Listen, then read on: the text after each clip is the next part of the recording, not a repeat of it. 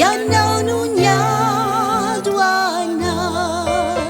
ka mbola toky anao ifikitraminao tsy misy mahavitanay afa-tsy anao ry Jesosy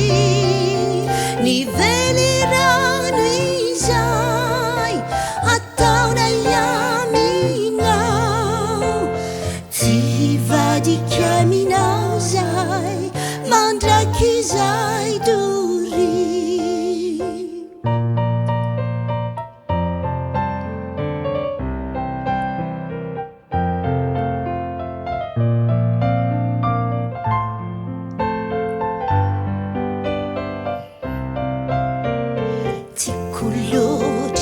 tiako loatra ny fitiavanao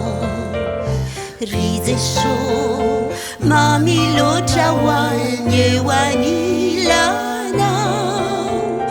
lavitriny aiay ravoravo ny fanay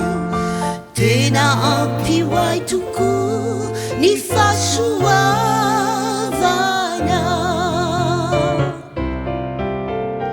tena soa tsara loatra ny fitantananao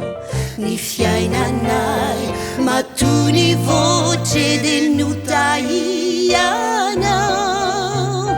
na ny sedra mahamay nenjehinazy indraindray de tsy lavo fanijoro ianao no niadoanay ka mbola toky anao ifikitraminao tsy misy mahavitanay afa-tsy anao ry Jesosy nivelirano izay ataonay aminao tsy hivadika aminao zay mandraky izay dory ka mbola toky anao ifikitra